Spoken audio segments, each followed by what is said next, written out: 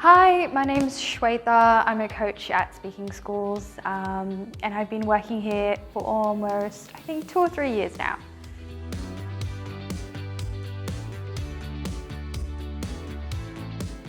So I was completely new to the world of debating. I really only started in Year 7 as an accident because I didn't really know what I was doing, and then I randomly just joined the debating club. So that was my humble beginnings, and then from there it was at Loretto. So from Year 7 to Year 12 I was really involved with debating and public speaking. I've pretty much done every competition that you can think of in the high school level. CSDA, Archdale, CSDA Public Speaking, the English Speaking Award, I think it's called. So pretty much done all of that. And even at Loretto, I was one of the house academic activities captains, so I was in charge of organising public speaking and debating competitions and running admin and all that kind of stuff with the school in relation to public speaking. From a personal kind of perspective, I do appear quite shy and introverted, but being able to do public speaking and debating, I was able to kind of challenge those perspectives about me because it gave me the confidence to be able to speak up and just talk to large crowds without any fear, even though like for most of my time in high school I presented myself as quite introverted and shy. But also in adulthood, lots of like in the workplace, you're going to be talking to strangers, and if it depends on the job, you will be talking in public spaces.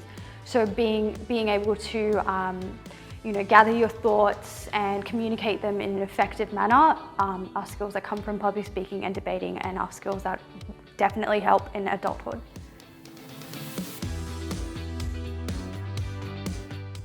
So one way that public speaking and debating has helped me at university is university essay writing is a little bit different to high school writing. It's a lot more argument based, and having that public speaking and debating experience and knowledge allowed me to more easily step into and kind of understand the university way of essay writing a lot easier than some of my non-public speaking and debating school friends who kind of just went from HSC style essay writing to uni style essay writing.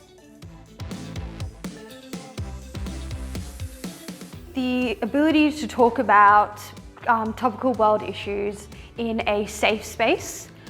With a lot of the world issues that we see on the news and things like that, they are quite controversial, and they're people's lives, and they do have real life consequences. But in a teaching environment and in a debating environment, we're allowed to think hypothetically about different aspects of those controversial and of those world issues that may not be discussed in the media in the media. So being able to discuss that in a safe space and think about it really intellectually is something I really enjoy about debating.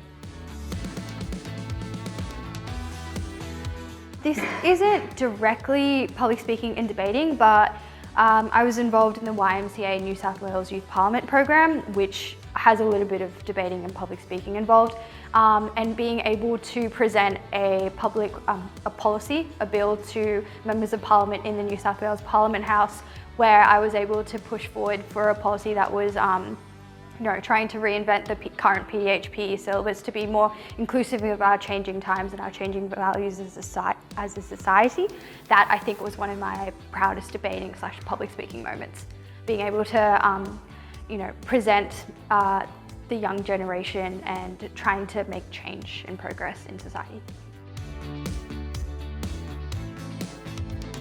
My favorite part of coaching is being able to see the growth in some of my students, being able to see like a child who might not be confident in themselves or comfortable with expressing themselves in public, and things like, seeing them not being the greatest public speaker, and then seeing small improvements through my assistance and just experience and time, and then eventually seeing them as a seasoned public speaker who isn't afraid to talk to anybody, and finally having confidence in themselves to express their thoughts without any hesitation.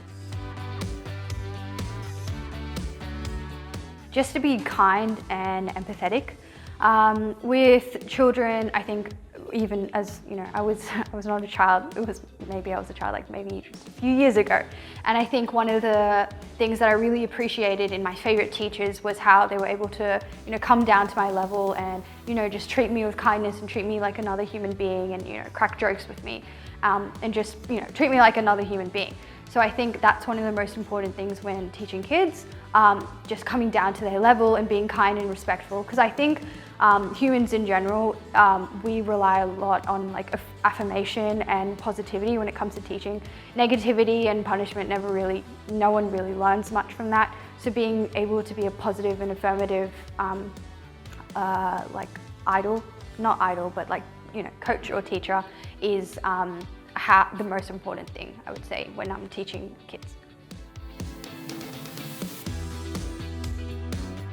I think maybe this comes from my personality, but I like to get my work done, and I want to finish my work before I have any fun. But I think with SSA and, learning that with kids, you have to incorporate a little bit of fun and a little bit of games, because otherwise they won't really understand or get it or really interact with you. I think I've taken some of that into my own life.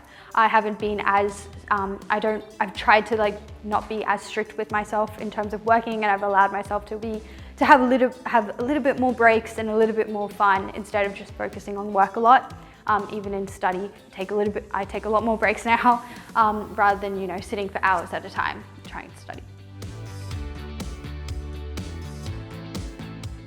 I do enjoy working at speaking schools. I would say the reason why I do enjoy working is because I find that it's a way for me to continue exercising my debating and public speaking skills that I really used a lot in high school, but not really now as a medical student because I don't have time.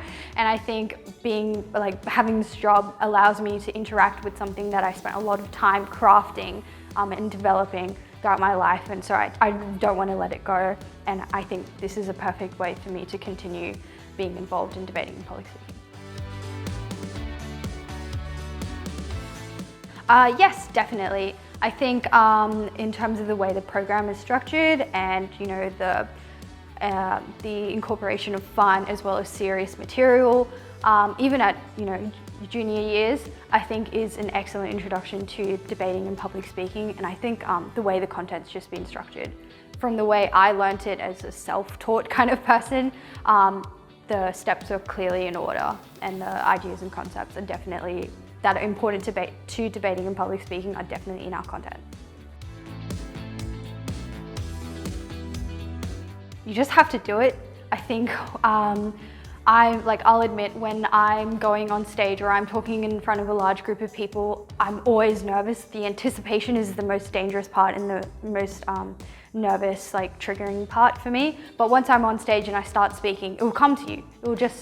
Everything will happen, you will speak, everything will flow. And it's just the anticipation of getting on that stage which causes all the nervousness.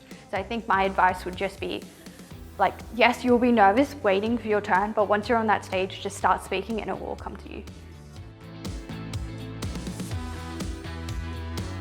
A lot of human communication is based on the way we present ourselves, like our bodily mannerisms, like how we look, our body gestures and our positions and things like that. So when you're preparing for a really big speech, you need to practice in the mirror and especially tune into what your body looks like. So are you standing up straight? Is your chin up? Are your feet shoulder width apart?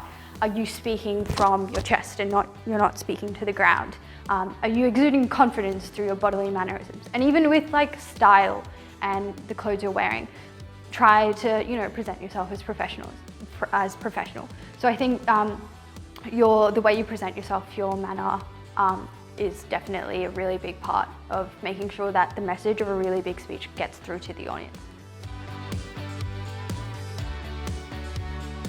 I would say to my younger self that just started debating that I have to take every single piece of advice from the adjudicator on board. Sometimes I may not agree with their advice, but there is some sort of truth to everything an adjudicator is saying. And most of the time, the skills that I learned, the way I was able to get a hold of thematic debating was through adjudicator feedback. So even if the adjudicator wasn't a really nice person or your team didn't win, just take every single piece of feedback on board, because you never know which feedback will actually, help you win a competition or help you like present yourself as better in the future.